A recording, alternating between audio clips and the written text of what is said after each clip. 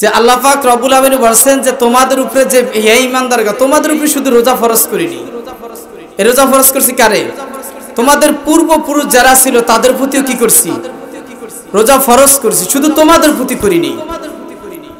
এই রোজা তোমাদের জন্যই করি না যে তোমরা মনে কেবা আজাম না, আমাদের জন্যই আল্লাহ ফরজ করছে।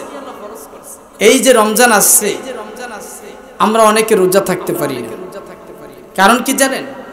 শুধু বাহানা, গ্যাস্ট্রিক, আলসার, হাড়ের সমস্যা, বিভিন্ন কিছু। কিন্তু বৈজ্ঞানিক বলছে যদি আপনি সুস্থ মস্তিষ্কে থাকতে চান তাহলে রোজা থাকে।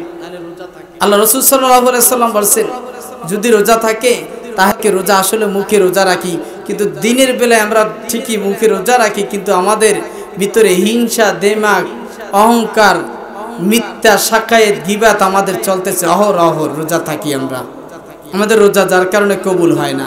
আল্লাহ রাসূল সাল্লাল্লাহু আলাইহি ওয়াসাল্লাম হাদিস শরীফের ভিতরে যে তোমাদের রোজা রাখা একটা ব্যাহর্তা, মানে চক্ষুকে আমরা পারি চক্ষুকে হেফাজত করতে? কয়জনে আছি বলেন? কয়জনে আছি আমরা চক্ষুকে হেফাজত করতে পারি না?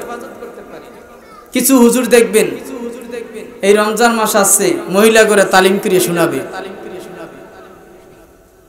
কিছু হুজুর আছে এরাও দেখবেন এই টাকার জন্য, রমজানে ফেতরা টাকার জন্য বাড়ি বাড়ি যাবে আর বলবে, বিভিন্ন হুজুরা মহিলা করে তালিম করবে, শোনাবে, মানে তার মাদ্রাসা কালেকশন করা শুরু করে দেবে।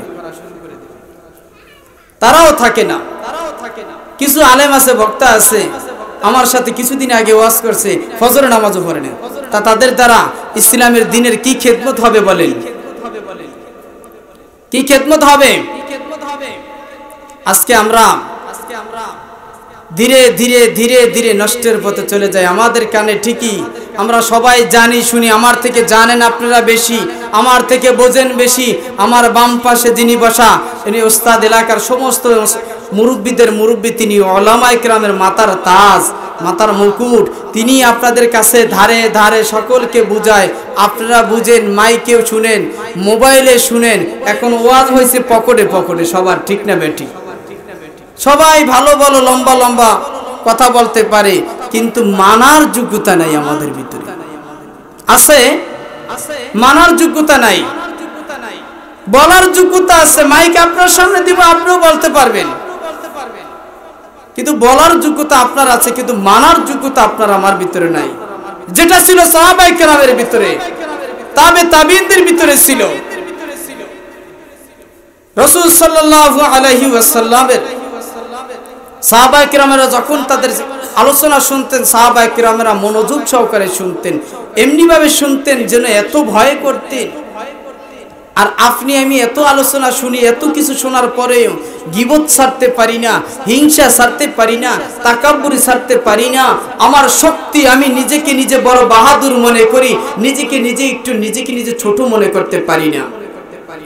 আসদ বলছে মিনহা খালাকনাকুম অফিহা নুঈদুকুম ওয়া মিনহা নুখরিজুকুম তারাতান উখরা। এ মাটির মানুষ, এই মাটি দিয়ে আল্লাহ তোমাকে তৈরি করেছেন, ঠিক না বেঠিক বলেন?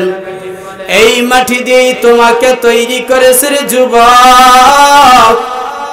আবার এই মাটি দিয়ে আল্লাহ পাক রব্বুল আলামিন তোমাকে এই মাটির সঙ্গে আবার মিশাইয়া দিবে। এটা কার কথা বলেন? আরো আসতে বলেন, কার কথা? মহব্বতের সঙ্গে বলেন আল্লাহ। সবাই চিৎকার করে বলেন আল্লাহ। যেই মালিক আমার আপনার হায়াতের মালিককে বলেন, মুওয়াতের মালিককে বলেন, রিজিকের মালিক আমার আল্লাহ। ওই মুওয়াতের মালিক আমার আল্লাহ, ওই আমার আল্লাহকে আমরা ভয় করি না, ওই আল্লাহকে আমরা একটু চিনি না।